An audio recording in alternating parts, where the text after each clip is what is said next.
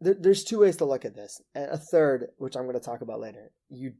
First is just looking at like what your return on investment was.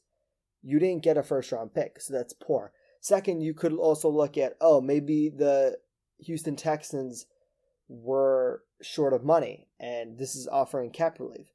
But they traded for running back David Johnson, and the difference between their contract of DeAndre Hopkins and David Johnson was about $1.5 million, which is pennies in the NFL.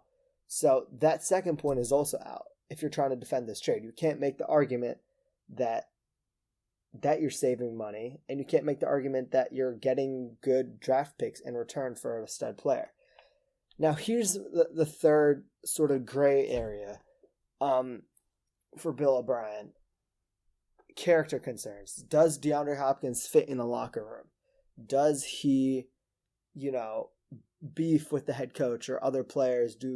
Does the quarterback down there, Deshaun Watson, does he have a bad rapport with him? Does he have a bad friendship or whatever with the owner or whoever it is?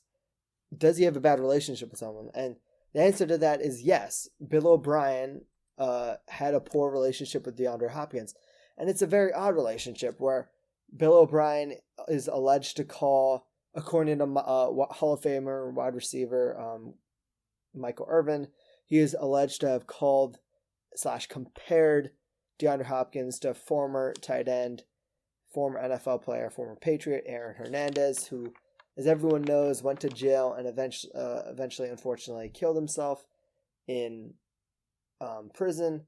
That is not a good comparison that makes any sense.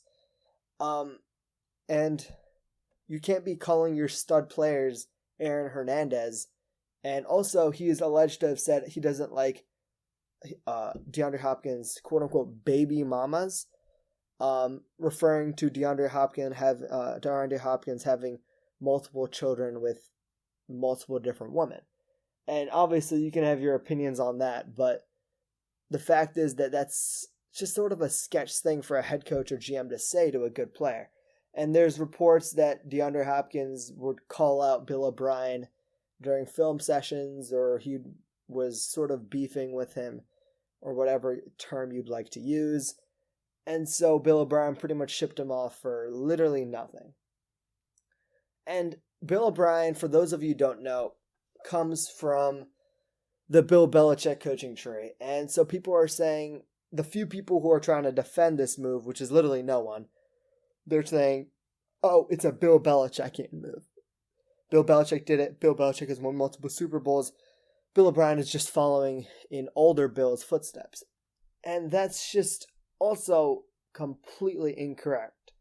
Bill Belichick has won Super Bowls. Bill Belichick has won 6 Super Bowls. He's made it to the Super Bowl 9 times in the last 20 years. Bill O'Brien hasn't made it past the divisional round of the playoffs.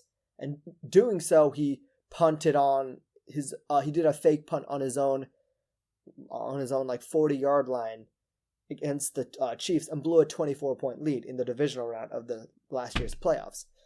The man is blowing leads in playoffs. He's not making Super Bowls, let alone winning them. But yet people are saying that, well, not really. No one's really saying this, but the only way you can really think about to defend this is, he's doing a Bill Belichick move. But he hasn't won anything. He's won his division the most compared to the rest of the AFC West in the last few years, ever since he's become the head coach. And he's yet the only team from the AFC West to not make AFC South, to not make the AFC Championship game. In 2017, the Jaguars made it. Last year, 2019, the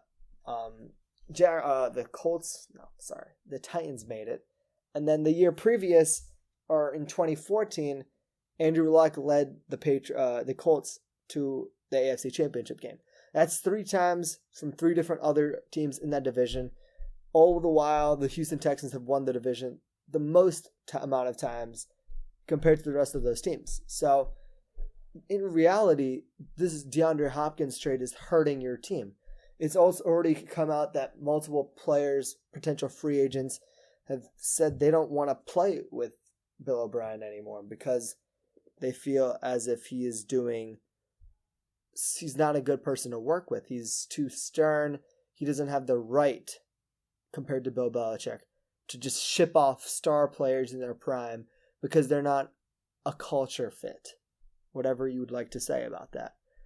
And honestly, Deshaun Watson has started posting cryptic tweets on Instagram and Twitter.